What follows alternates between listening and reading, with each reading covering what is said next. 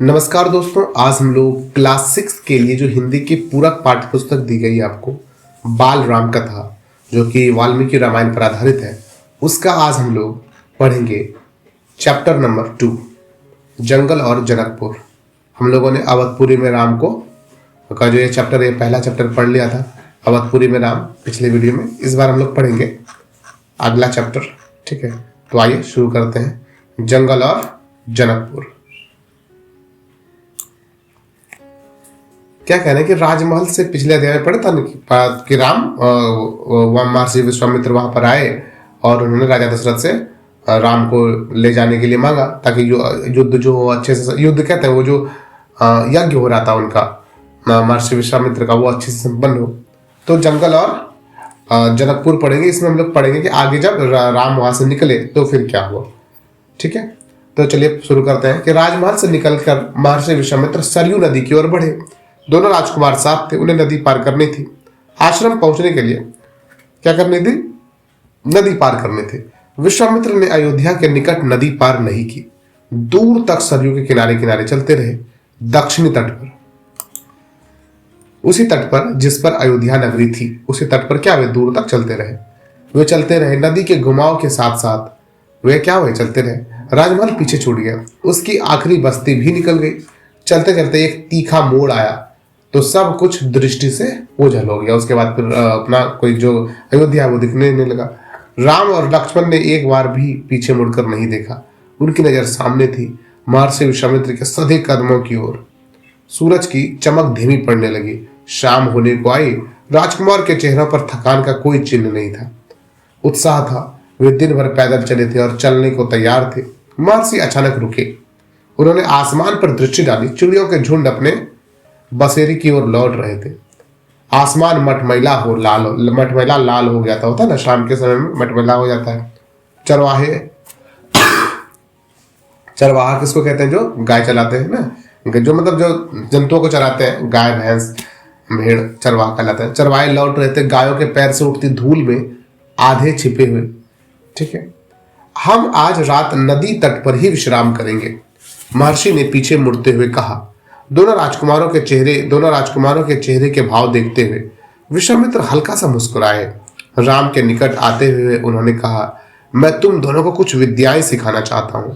इन्हें सीखने के बाद कोई तुम पर प्रहार नहीं कर सकेगा, उस समय भी नहीं जब तुम नींद में रहोगे। तो ये बात किसने कही? महर्षि विश्वामित्र ने किनको कही? उन दोनों राजकुमारों को। क्या बात कही भाई? कि जब आप नींद में सो रहे होंगे तब भी आपको कोई प्रहार नहीं कर पाएगा, आप पे अटैक नहीं कर पाएगा, ऐसे कुछ विद्या आपको हम सिखा देंगे। राम और लक्ष्मण नदी में मुंह हाथ धोकर लौटे, महर्षि के निकट आकर बैठे। विश्वामित्र ने दोनों भाइयों को बला अति बला नाम की विद्या सिखाई। कौन सी विद्या सिखाई? बला अति बला नाम की विद्या सिखाई। ये इस विद्या का क्या काम था कि रात में भी आपको कोई क्या कर सकता है, सोए हुए हैं फिर भी कोई आपको आक्रमण नहीं कर सकता, ऐसी विद्या थी बला अति बला नाम की। तिनका और पत्तों का बिस्तर बनाकर, तिनका वो जो लकड़ी सब रहता है ना, छोटे छोटे टुकड़ा सब, तो उसका और क्या किया, पत्ता का बिस्तर बना लिया और वहीं सब सो गए। नींद आने तक महर्षि उनसे बात करते रहे। सुबह हुई, यात्रा फिर शुरू हुई। मार्ग वही था, मार्ग मतलब रास्ता वही था, सरयू नदी के किनारे किनारे। अब ये राक्षस है, इनसे इनकी लड़ाई होती है, पढ़ेंगे अभी हम लोग आगे। चलते चलते हुए एक ऐसी जगह पहुंचे जहां दो नदियां आपस में मिलती थी। उस संगम की दूसरी नदी गंगा थी। ये जो अयोध्या की जो सरयू नदी थी वो क्या होती, जाके गंगा में मिलती है। तो उसी संगम की बात हो रही है यहाँ पे, जहां दो नदियां आपस में मिलती थी, उस संगम की दूसरी नदी गंगा थी। महर्षि अब भी आगे चल रहे थे, लेकिन एक अंतर आ गया था। राम लक्ष्मण अब दूरी बनाकर नहीं चलते थे, महर्षि के ठीक पीछे थे, ताकि उनकी बातें ध्यान से सुन सके। रास्ते में पड़ने वाले आश्रमों के बारे में, वहां के लोगों के बारे में, वृक्षों वनस्पतियों के संबंध में, स्थानीय इतिहास उसमें शामिल होता था। मतलब अब बातचीत करते जा रहे थे, अगल बगल में जो दिखता उनके बारे में बताते। कोई गांव आ गया, उनके बारे में बताया कि ये जगह कैसे यहाँ पर हुई थी, कैसे इनका वहां पर खोज हुआ था, कैसे जो भी इतिहास है उनका, कि वहां की महत्वपूर्ण घटनाएं कौन कौन सी हैं, वो सारी चीजें मतलब बताते चले जाते थे। जो भी महर्षि विश्वामित्र को पता था, सारा कुछ क्या चलने गए थे, बताते चले गए उन्हें। आगे की यात्रा कठिन थी। जंगलों से होकर इससे उससे पहले उन्हें नदी पार करनी थी। रात में ऐसा करना महर्षि विश्वामित्र को उचित नहीं लगा। रात में नदी पार करना उचित नहीं लगा। तीनों लोग वहीं रुक गए। संगम संगम कहाँ था? जहां नदियों को मिलन हो उसे संगम कहते हैं। संगम पर बने एक आश्रम में अगली सुबह उन्होंने नाव से गंगा पार की। नदी पार जंगल था, घना, दुर्गम। दुर्गम बहुत मुश्किल था पार करना उसे। सूरज की किरणें धरती तक नहीं पहुंचते थे, इतना घना था। सोचिए, इतना घना, वह डरावना भी था। हर ओर से झिंगुरों की आवाज, झिंगुर तो रात में देखिएगा, आप सुनिएगा आवाज आएगी किसी तरह की, लगे कोई कुछ सुन करके बोल रहा है, ठीक है, वो झिंगुर की आवाज होती है। एक ओर से झिंगुर की आवाज, जानवरों की दहाड़। ये झिंगुर जो होता है मतलब बारिश के मौसम में जब बारिश समाप्त हो जाएगी रात में तो बहुत तेज आवाज करता है, ठीक है, आपने जरूर सुना होगा। हर ओर से झिंगुरों की आवाज, जानवरों की दहाड़, कर्कश ध्वनियां। राम और लक्ष्मण को आश्वस्त करते हुए महर्षि ने कहा, ये जानवर और वनस्पतियां जंगल की शोभा है, इनसे कोई डर नहीं है। असली खतरा राक्षसी ताड़का से है, वह यहीं रहती है, तुम्हें वह खतरा हमेशा के लिए मिटा देना है। ताड़का के डर से कोई उस वन में नहीं आता था। जो भी आता ताड़का उसे मार डालती, अचानक आक्रमण कर देती। उसका डर इतना था कि उस सुंदर वन का नाम ताड़का वन पड़ गया था। राम ने महर्षि की आज्ञा मान ली। धनुष पर प्रत्यंचा चढ़ाई, प्रत्यंचा जो धनुष की डोरी होती है, रस्सी, उसको चढ़ाई और उसे एक बार खींचकर छोड़ा। अब छोड़ेंगे धनुष तो आवाज करेगा, रस्सी उसका पूरा हल्का सा। इतना ताड़का को क्रोधित करने के लिए बहुत था। टंकार उस आवाज जो ध्वनि निकली, टंकार बोलते हैं उसको, जो प्रत्यंचा से जो ध्वनि निकलती है क्या बोलते हैं उसको? टंकार सुनते ही क्रोध से बिलबिलाई ताड़का गरजती हुई राम की ओर दौड़ी। दो बालकों को देखकर उसका क्रोध और भड़क गया। अब वो गुस्सा गई तो जंगल पे उसी का कब्जा था। उसे क्या हुआ कि जंगल में जैसे तूफान आ गया। विशालकाय पेड़ कांप उठे, पत्ते टूट कर इधर उधर उड़ने लगे। धूल का घना बादल छा गया, उसमें कुछ दिखाई नहीं पड़ता था। फिर ताड़का ने पत्थर बरसाने शुरू कर दिए। राम ने उस पर बाण चलाए, लक्ष्मण ने भी निशाना साधा। ताड़का बाणों से घिर गई। राम का एक बाण उसके हृदय में लगा, वह गिर पड़ी, फिर नहीं उठ पाई। एक बार जो बाण लग गया वो क्या गिर पाई, मतलब उठ नहीं पाई, मतलब मर गई। फिर वहां पर विश्वामित्र बहुत प्रसन्न हुए। उन्होंने राम को गले लगा लिया। उन्होंने दोनों राजकुमारों को 100 तरह के नए अस्त्र शस्त्र दिए। शस्त्र जो चलाए जाते हैं हाथ से पकड़ के, और अस्त्र में जो फेंक कर मारे जाते हैं, जैसे तीर अस्त्र हो गया और शस्त्र हो गया जैसे भाला शस्त्र हो गया। उनका प्रयोग करने की विधि बताई, उनका महत्व समझाया। महर्षि का आश्रम वहां से अधिक दूर नहीं था, लेकिन अब तक रात हो चली थी। विश्वामित्र ने वह दूरी अगले दिन तय करने का निर्णय किया। ताड़का मर चुकी थी, उसका भय नहीं था। तीनों ने रात वहीं बिताई, ताड़का वन में, जो अब पूरी तरह क्या थे, भय मुक्त था। भय से क्या था, आजाद हो चुका था, भय नहीं था वहां पे किसी चीज का। सुबह जंगल बदला हुआ था, अब वह ताड़का वन नहीं था, क्योंकि ताड़का नहीं थी तो ताड़का वन भी नहीं था। वो भयानक आवाजें गायब हो चुकी थी, पत्तों से गुजरती हवा थी। सुंदरवन नाम था इसका ना, ताड़का वन नाम पड़ गया था। उसके सरसराहट का संगीत था, चिड़ियों की चहचहाहट थी, शांति थी, तस्वीर बदल गई थी। सिद्धार्थ का अंतिम पड़ाव था, सिद्धाश्रम का अंतिम पड़ाव था महर्षि का आश्रम। रास्ता छोटा भी था, मनोहारी भी थी। मनोहारी मतलब जो मन को हर ले, इतना सुंदर भी था। प्राकृतिक सौंदर्य का आनंद लेते तीनों लोग जल्दी ही आश्रम पहुंच गए। आश्रम वासियों ने उनकी अगवानी की, अभिनंदन किया, अगवानी की, आगे जाकर स्वागत किया उनका।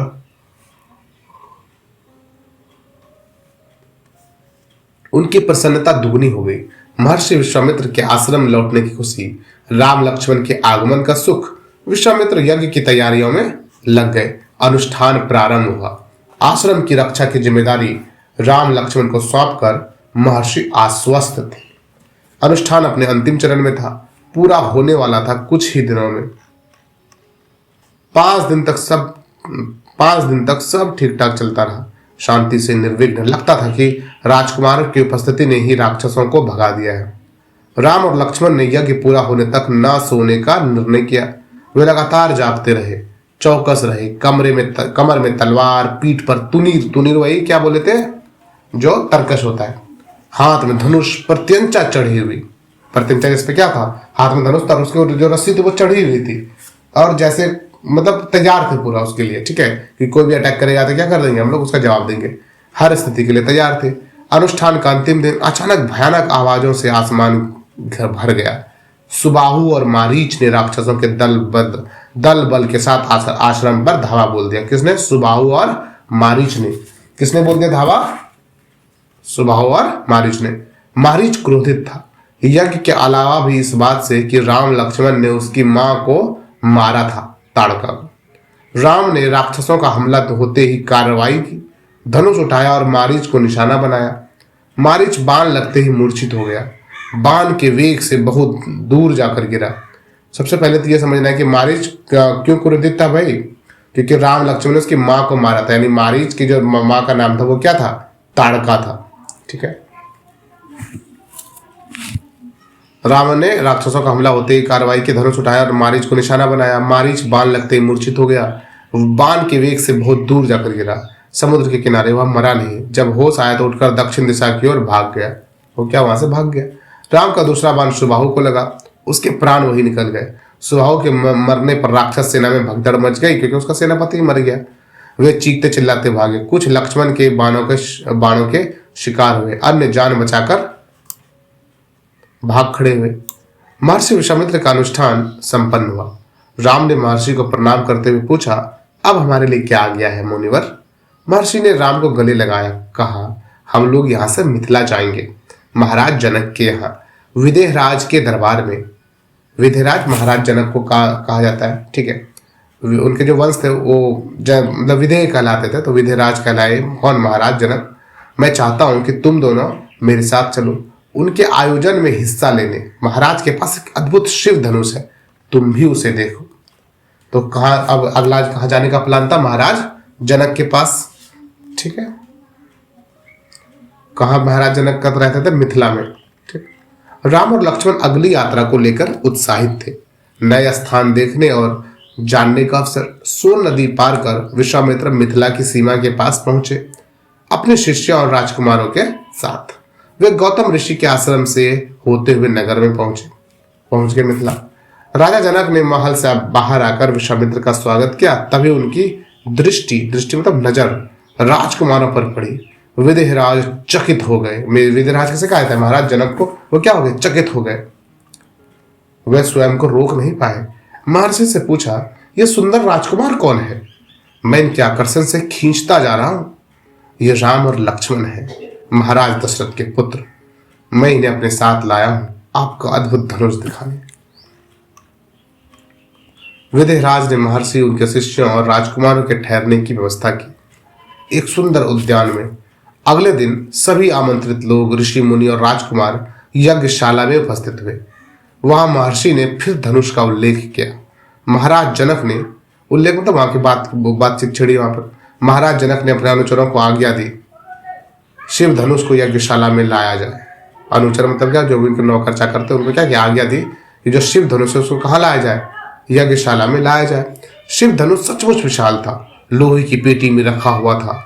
पेटी में पहिए लगे हुए थे, 8 पहिए। उसे उठाना लगभग असंभव था।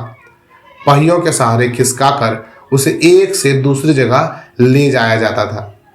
अनुचर वही नौकर चाकर जो थे, वो क्या करते? मुश्किल से उसे खींचते हुए यज्ञशाला में ले आए। धनुष देखते ही विदेहराज एक पल के लिए उदास हो गए।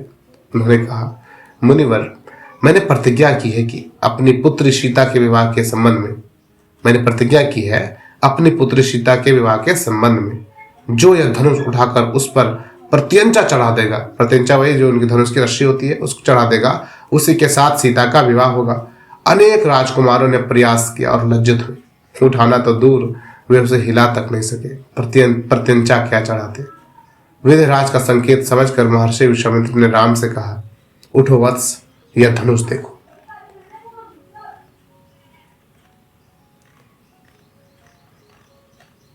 राम ने सिर झुकाकर गुरु की आज्ञा स्वीकार की, आगे बढ़े, पेटी का ढक्कन खोल दिया। राम ने पहले धनुष देखा, फिर महर्षि को। गुरु का संकेत मिलने पर राम ने यह विशाल धनुष सहज ही उठा लिया। यज्ञशाला में उपस्थित सभी लोग हतप्रभ मतलब आश्चर्यचकित हो गए कि ये कैसे कर लिया भाई। कोई धनुष मतलब इतना भारी था कि उठा ही नहीं पाते थे। ये तो उठा के उस पर प्रत्यंचा भी चढ़ा दी। इसकी माफी चाहेंगे, इसकी प्रत्यंचा चढ़ा दो मुनिवर। पूछा, पहले अभी चढ़ाया नहीं था क्या, पहले क्या हुआ, पूछा उन्होंने अपने जो महर्षि विश्वामित्र थे कि इसकी प्रत्यंचा चढ़ा दो मुनिवर। राम ने पूछा, अवश्य, यदि ऐसा कर सकते हो। विदेहराज चकित थे। राम ने आसानी से धनुष झुकाया, ऊपर से दबाकर प्रत्यंचा खींची। दबाव से धनुष बीच से टूट गया, इसके 2 टुकड़े हो गए। बच्चों के खिलौने की तरह यज्ञशाला में सन्नाटा छा गया। सब चुप थे, एक दूसरे की ओर देख रहे थे। सभागार की चुप्पी महाराज जनक के इतने तोड़ी, उनकी खुशी का ठिकाना न था। उन्हें सीता के लिए योग्य वर मिल गया था, उनकी प्रतिज्ञा पूरी हुई। जनक राज ने कहा, मुनिवर, आपकी अनुमति हो तो मैं महाराज दशरथ के पास संदेश भेजूं। बारात लेकर आने का निमंत्रण, यह शुभ संदेश उन्हें शीघ्र भेजना चाहिए। महर्षि की अनुमति से दूत अयोध्या भेजे गए, सबसे तेज चलने वाले रथों से। इस बीच जनकपुर में धूम मच गई। बारात के स्वागत की तैयारियां होने लगी। नगर की प्रसन्नता चरम पर थी। महाराज जनक का संदेश मिलते ही अयोध्या में भी खुशी छा गई। आनन फानन में बारात तैयार हुई। हड़बड़ी में न हाथी घोड़े रथ सेना बारात को मिथिला पहुंचाने में 5 दिन लग गए। जनकपुरी जगमगा रही थी। हर मार्ग पर तोरण द्वार जो गेट बनाते हैं ना, किसी का देखिएगा शादी होगा या कोई प्रोग्राम होगा तो गेट बनाते हैं हम लोग ना, बांस का, उस पर लिखा रहता है स्वागत है आपका, इस तरह से। तो तोरण द्वार बनाया गया। हर जगह फूलों की चादर, एक एक कोना सुवासित में महकता था। हर घर के प्रवेश द्वार पर वंदनवार, मतलब हर घर का जो गेट होता था उस पर क्या लगाया, झालर भी लगाया गया। मतलब फूलों का जो बनता है ना झालर टाइप का, वो लगाया गया। ये बहुत तरह के लगाए गए झालर। एक एक घर से मंगल गीत आने लगे। मुख्य मार्ग पर दर्शकों की अपार भीड़ हो गई। खिड़कियों और छज्जों से झांकती महिलाएं एक नजर राम को देखने, राम सीता की जोड़ी दिख जाए इस ताक में थी। विवाह से ठीक पहले विदेहराज ने महाराज दशरथ से कहा, राजन, राम ने मेरी प्रतिज्ञा पूरी कर बड़ी बेटी सीता को अपना लिया। मेरी इच्छा है कि छोटी पुत्री उर्मिला का विवाह लक्ष्मण से हो जाए। मेरे छोटे भाई कुशध्वज की भी 2 पुत्रियां हैं, मांडवी और श्रुतकीर्ति।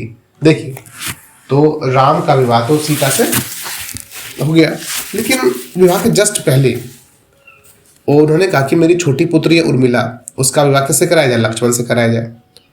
और जिनकी जो 2 पुत्रियां मांडवी और श्रुतकीर्ति, उनका विवाह भरत और शत्रुघ्न से कराया जाए। मांडवी का भरत से, श्रुतकीर्ति का शत्रुघ्न से। राजा दशरथ ने तत्काल मान लिया। विवाह के बाद बारात कुछ दिन जनकपुरी में रुकी। बाराती बहुओं को लेकर अयोध्या लौटे तो रानियों ने पुत्र वधुओं की आरती उतारी। ठीक है, स्त्रियों ने फूल बरसाए, शंख ध्वनि से गलियां गूंज उठी। यह आनंदोत्सव लगातार कई दिनों तक चलता रहा। ठीक है, अगला हम लोग पढ़ेंगे 2 वरदान। ठीक है, मिलते हैं आपसे अगले वीडियो में। तब तक आप इसको अच्छे से पढ़िए और रामायण को अच्छे से समझिए। धन्यवाद।